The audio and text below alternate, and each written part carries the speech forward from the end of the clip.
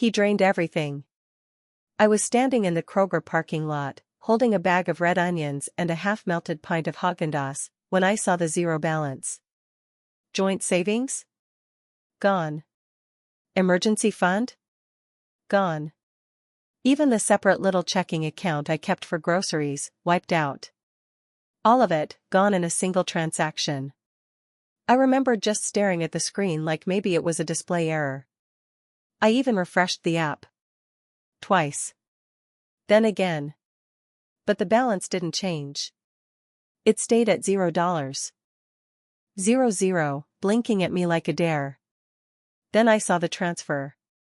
One lump sum, pulled from all our accounts, sent to a brokerage under Jake's name. My husband. And as I stood there, swaying slightly in the 90-degree heat, the real kicker buzzed in, a text. It's done. I needed a fresh start. Don't try to find me. That was it. 8 years together. 1 rental house.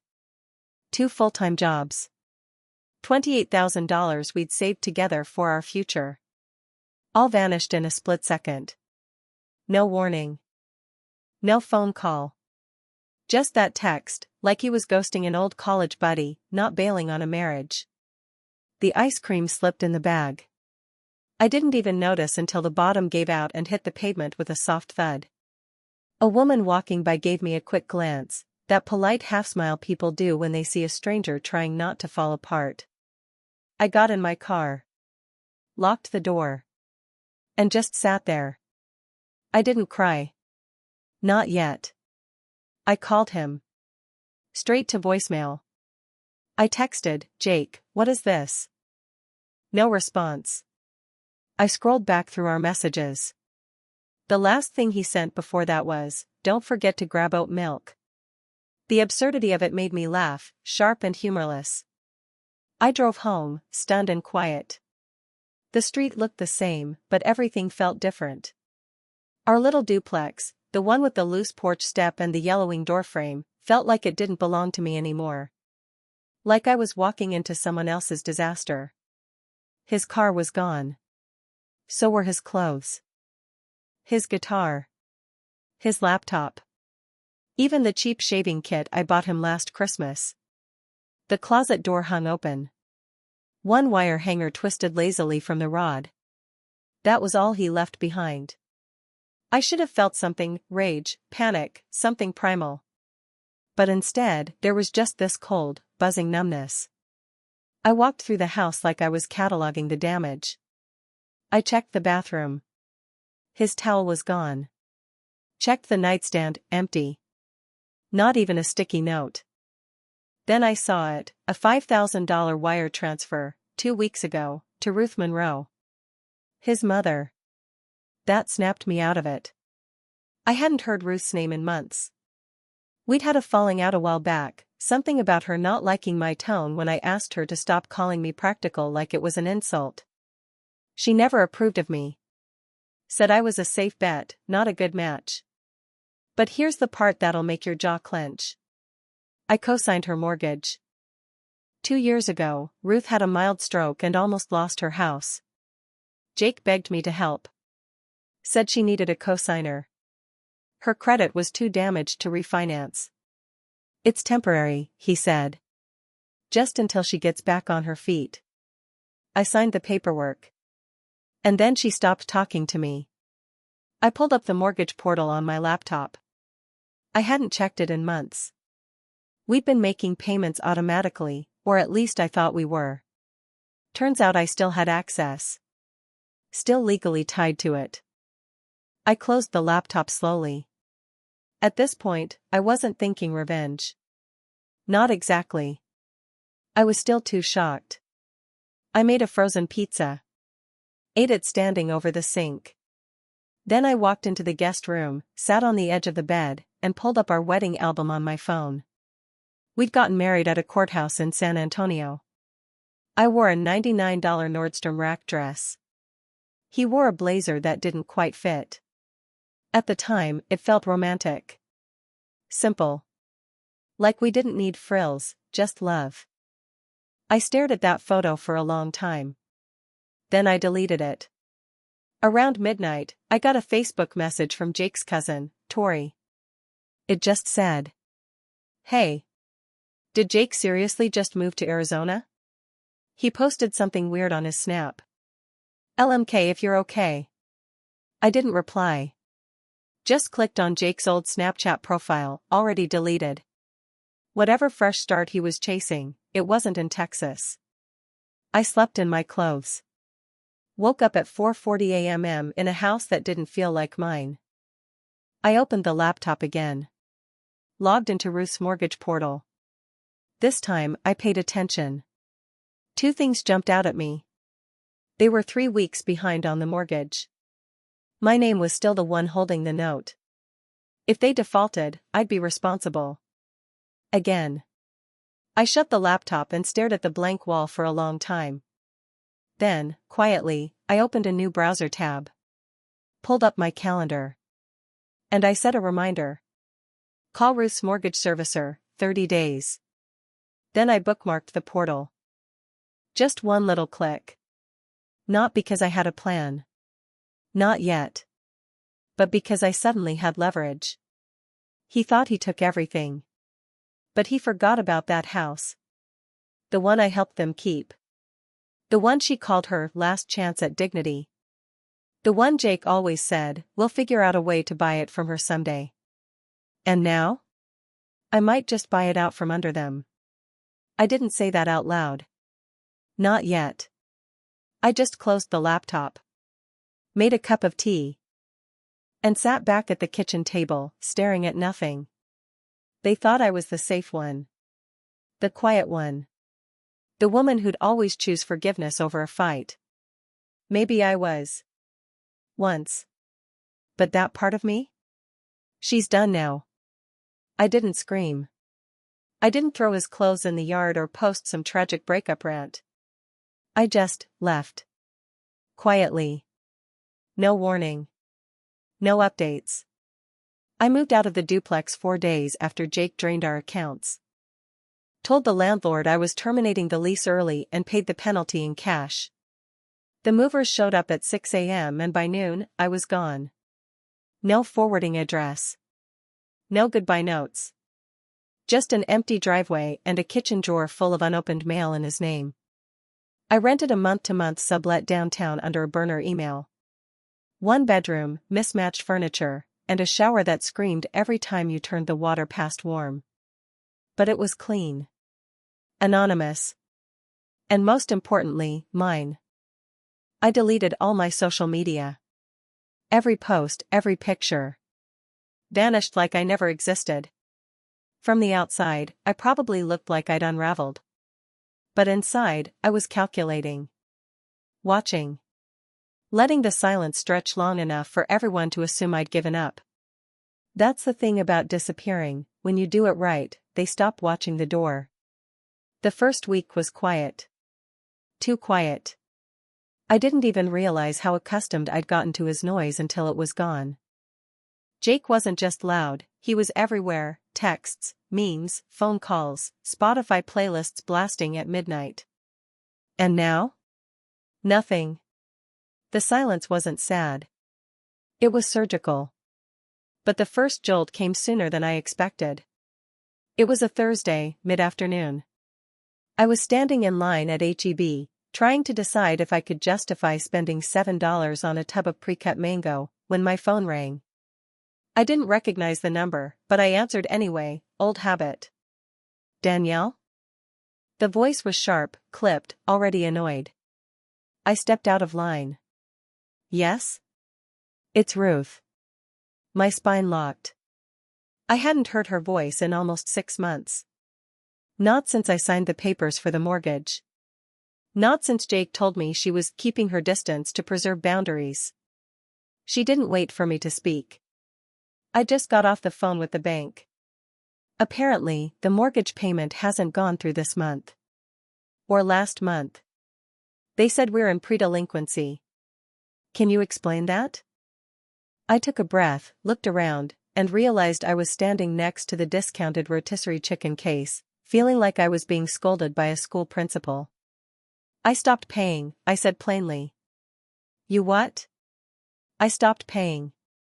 Jake emptied our accounts. I don't owe anyone anything right now, least of all you. Her tone shifted instantly, from indignant to pitying in a heartbeat. Danielle. I know you're upset about what happened with Jake. But dragging the rest of us into it? That's not healthy. My throat went tight. You signed on as a co-signer. That means responsibility. You don't just get to disappear. You mean like your son? There was silence. For a beat too long. I'm not going to argue, she said finally, voice like ice. But you should think carefully about what kind of person you want to be. This behavior? It's beneath you. And then she hung up. I stood there holding my mango, heart thudding in my ears. I put it back. That night, I opened the mortgage portal. The house was now officially 37 days past due. I took a screenshot. Saved it to a folder I'd labeled simply, Acquisition. I wasn't even sure what that folder meant yet. But I knew I was going to need it. The next email from Ruth came 2 days later. I don't know why you're being so emotional about this. I thought you were more mature than that. It's just money. You were always the practical one. Jake told me once that's why he married you, you were the safe bet. I read that line 3 times. Then I flagged it. Not as spam. As evidence. I let the silence grow thicker after that. I stopped answering numbers I didn't recognize. I walked for hours in neighborhoods I didn't live in. I started therapy again, not because I needed help letting go, but because I needed someone to witness this version of me. The one who wasn't interested in healing, but in reclaiming. Dr. Kwan listened closely. She didn't flinch when I laid out the full story, the drained accounts, the silent exit, the mortgage, the Ruth of it all. She didn't try to fix anything. She just looked at me one day and said, "What do you want to happen next?" "I want to own the house." She blinked once. "Legally or symbolically?" "Both." I waited for her to say something about forgiveness. About how letting go is healthier than holding on. Instead, she said, "Then let's figure out how." It was a small sentence, but it unlocked something in me. The next morning, I stopped by the credit union to get a statement for one of my accounts and asked to check my FICO score. The woman behind the desk frowned. "HM. There was a hard inquiry 2 weeks ago. For a vehicle lease." "What kind of vehicle?" 2023 Lexus RX. I blinked. Jake. That was my credit. He'd used my name. My social. He knew all my information. We'd applied for joint financing when we moved into the duplex. It hadn't even occurred to me he'd try to use it post-breakup. But of course he would. I asked the clerk to print everything. She handed me the report in a manila folder, oblivious to the fire she'd just poured gasoline on. Jake was driving around the Southwest in a brand new Lexus, wearing the watch I bought him on credit that wasn't his. I didn't cry. I didn't rage. I went home, opened my laptop, and pulled up Ruth's mortgage servicer. Then I made an appointment with a real estate attorney.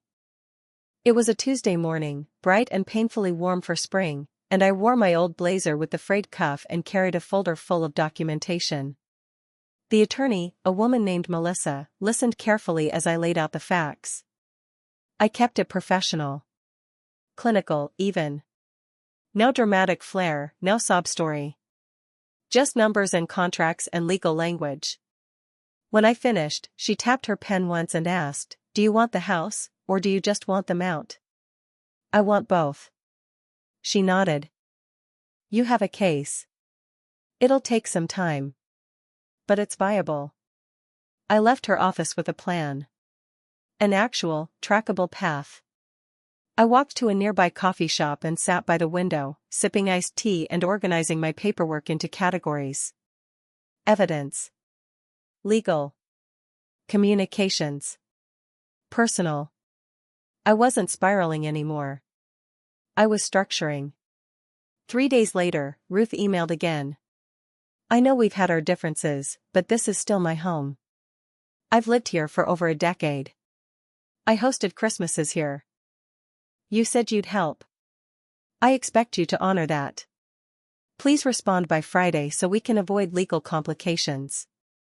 The subject line read, urgent, mortgage assistance. I replied with a single sentence. You're right.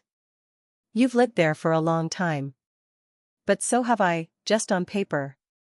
I attached a scanned copy of the loan documents. Highlighted my name. Then I turned off email for the day. The legal paperwork went in the following week. Melissa handled everything.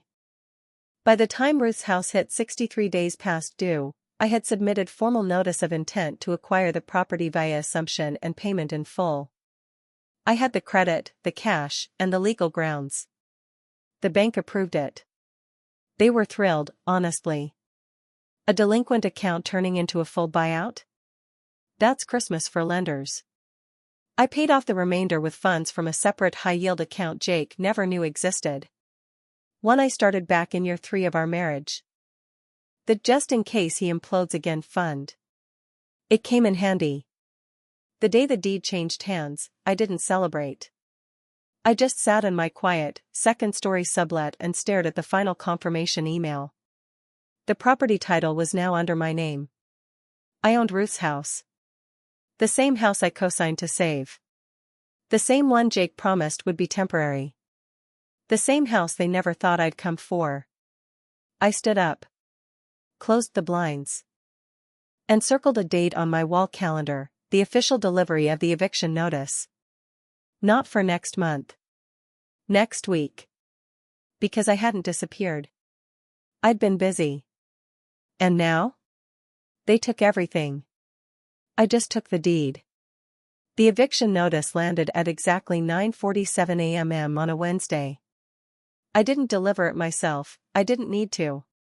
Carla, the process server Melissa used, said Ruth opened the door wearing a silk robe and a full face of makeup, as if she'd been expecting a delivery or a visitor. Carla handed her the manila envelope, said you've been served, and Ruth didn't flinch. Just took the paperwork, shut the door, and let it click closed like it was nothing. No threats. No questions. That was the first sign that something was off. I assumed the silence meant she was retreating, maybe folding. But 3 hours later, I got an email from Melissa with the subject line, complication, urgent. Apparently, Ruth had filed a fraud complaint with the county clerk's office, claiming the mortgage transfer had been done under coercive duress, that I had somehow manipulated her in a time of emotional instability. It was sloppy, easily disproven, but it was loud. She even claimed she hadn't seen the new deed, which was a lie, given that it had been mailed, emailed, and personally delivered. Melissa forwarded the complaint with a note, "We're still secure. But now it's going to get noisy." And it did. Jake was the first to go public. He posted an Instagram story, 20 seconds long, filmed from what looked like someone's half-furnished apartment. Dim lighting. Music in the background. He was sitting shirtless on a kitchen stool, holding a vape and staring into the camera like he was shooting an album cover. The caption said, "Some people think revenge is healing. It's not. It's sad. Move on." It didn't tag me. Didn't mention my name. But anyone who knew us would know who it was about. He wanted me to look like the bitter ex. The one who couldn't let go. It was projection, pure, clear, and honestly, pathetic. But effective in its own petty way. The same day, my old coworker Emily called me. I hadn't spoken to her since the divorce mess started. She sounded nervous. "Hey. I don't want to stir anything, but I thought you should know, Jake came by the office." I sat back in my chair. "What?" "Yeah. He said he was dropping off some of your things, but all he left was a padded envelope with some receipts and a flash drive. He told Kelly up front that you'd asked him to bring it." I hadn't. "Did you open it?" "No. I mean, we gave it to HR. But Danielle, he was weird. Like he was trying to look calm but was clearly pissed. It was amateur, whatever he was trying to do. But it was also sloppy, and that made it dangerous. I had Melissa scan the flash drive. It was clean. Empty, actually, no files. Just a blank 32 gigabytes drive in a padded envelope labeled, "For Danielle, personal." He wanted to rattle me. Or scare me. Or make it look like I was the unstable one. But he wasn't the only one trying to spin a narrative. 2 days after the fake complaint was filed, Ruth went fully public. She posted a 1,000-word essay on her Facebook page, a rambling, sanctimonious piece of fiction about how some people pretend to be family, only to become vultures. She described how a trusted cosigner had weaponized the legal system to steal a home built on love. No names were mentioned, but she did tag 3 local community groups and ended it with a quote from a church bulletin. Within 24 hours, it had 97 likes and 24 comments, mostly her friends, all passive-aggressively asking if she was doing okay and whether there was anything we can pray about. I took screenshots of everything. Not because I was mad, but because I knew the kind of person who publicly framed themselves as the victim was often the one pushing the knife in private. Sure enough, the next strange thing didn't come from them, it came from my bank. On a random Monday morning, I got a text saying a new checking account had been opened under my name in Nevada. I froze. It had been months since Jake left, and I'd locked down everything, passwords, accounts, two-factor authentication. But somehow, he'd used an old security question, my first dog's name, to answer a verification and slip past the system. He didn't steal anything. He didn't have access. But he tried. That was the important part. He was getting desperate. Melissa handled it quickly, filing an identity theft affidavit. But it left a mark. Not because I felt scared, I didn't, but because it reminded me, they still thought they had options. And then came the Lexus. I knew it was coming. Melissa had flagged the lease as part of our asset dispute, and the bank didn't take kindly to fraud. Jake had used my credit to lease it, and once the identity claim was processed, they had every legal right to repo the vehicle. But seeing it happen was still satisfying. Someone from Ruth's neighborhood posted a blurry nighttime video to Facebook, a Lexus SUV getting yanked onto a flatbed tow truck at 2:18 a.m. headlights on, engine off. No drama, just a clean, surgical removal. The caption just said, "Damn. Someone's luck ran out." It got shared a few times. One comment read, "That Jake kid? I saw him at the gas station last week. Looked stressed." I didn't engage. 2 days after the tow, I went out for coffee. Not my usual spot, a little shop over by Hyde Park I used to avoid because Ruth went there after her yoga class. But that morning, I didn't care. I was tired of hiding. I wanted to see if they still had that weird cinnamon almond milk latte I used to like. I was standing in line behind a tall guy in a flannel when I heard the door open and someone walk in behind me. I didn't turn around, not until I felt a pause in the air. The kind of silence where someone recognizes you, and they're deciding whether to speak. I turned. Ruth. Hair in a tight bun. Purse clutched like a shield. Eyes sharp, scanning. She looked right at me. Not furious. Not shocked. Just, sizing me up. I nodded. Not a smile. Just a yes, it's me kind of nod. She didn't say a word. Just turned and walked out, pushing the door open hard enough to rattle the bell at the top.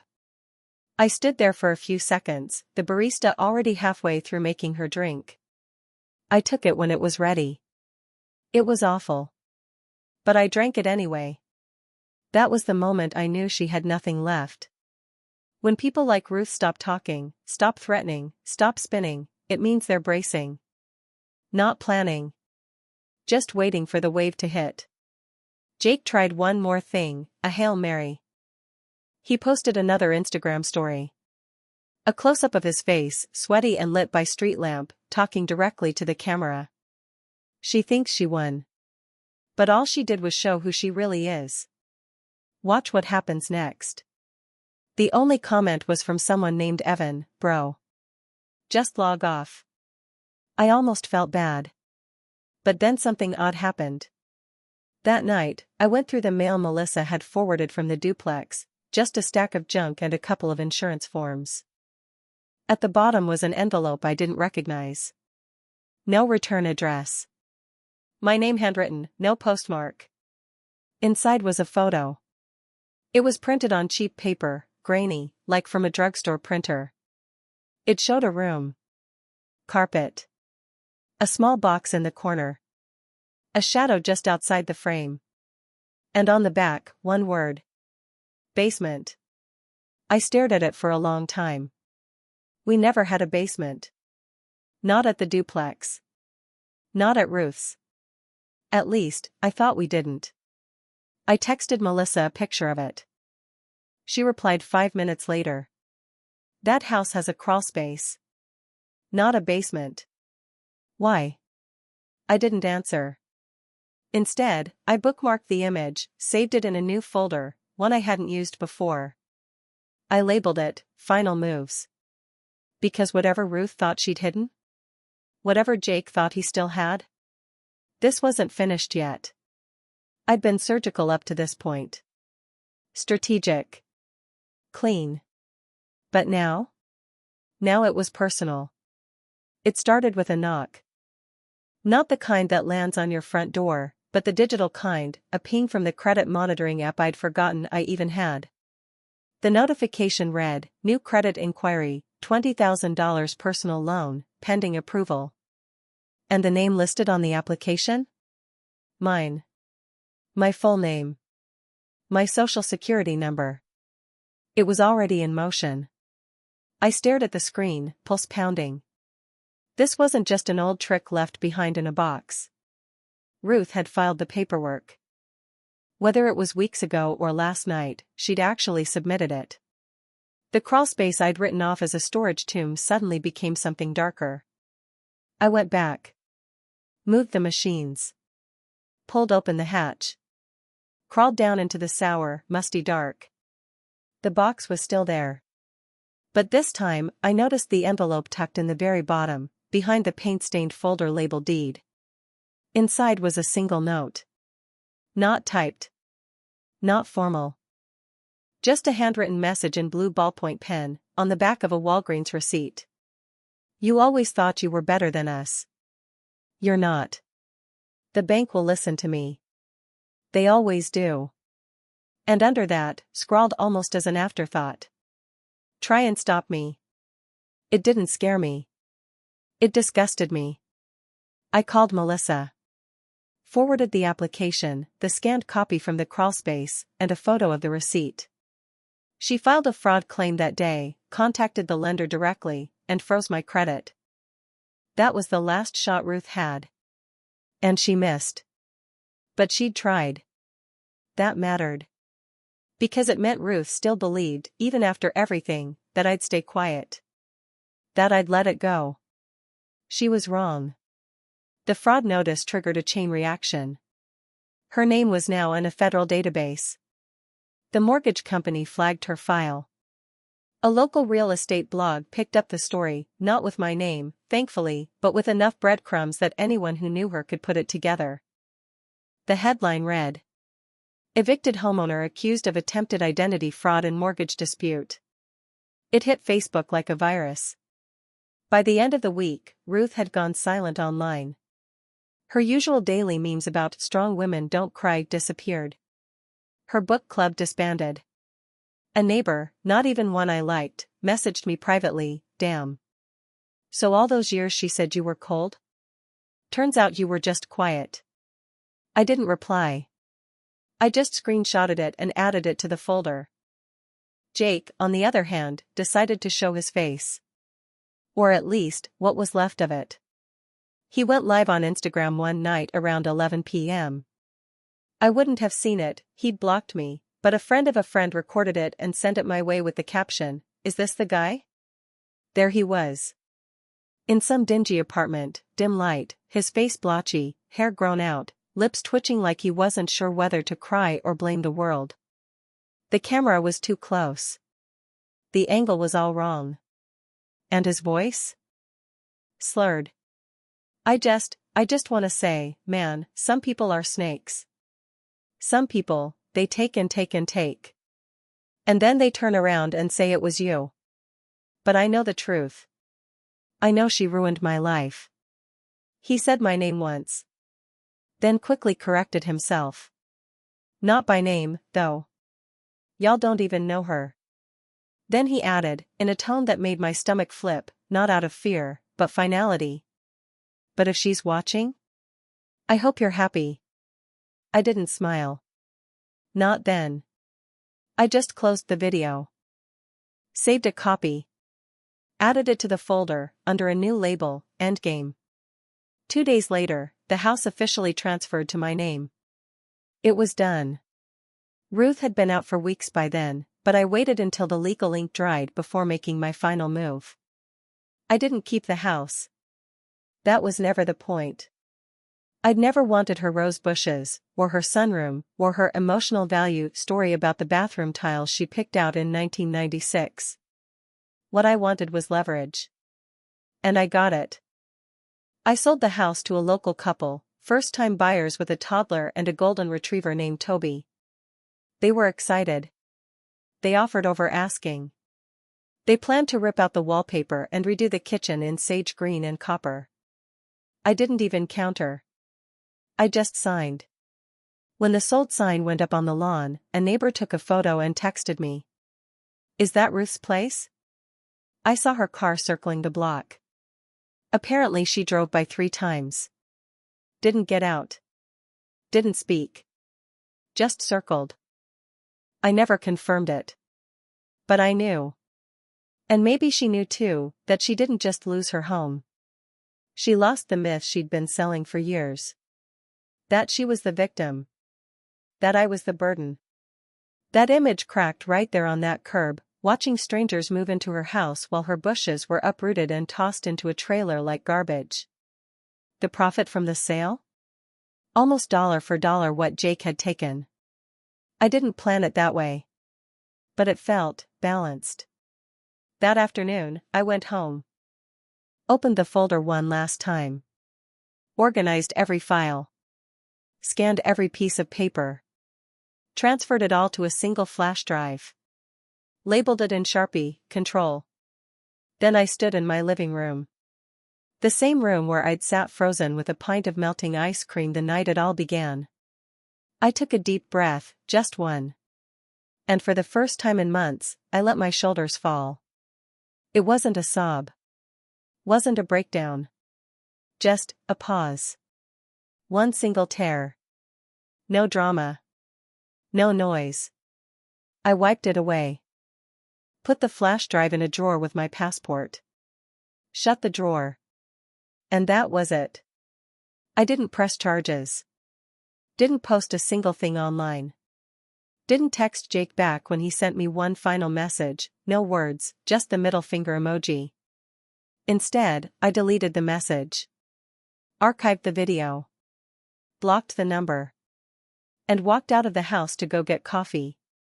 The barista smiled and asked how my day was going. I told her, it's finally quiet. She smiled back. Had no idea.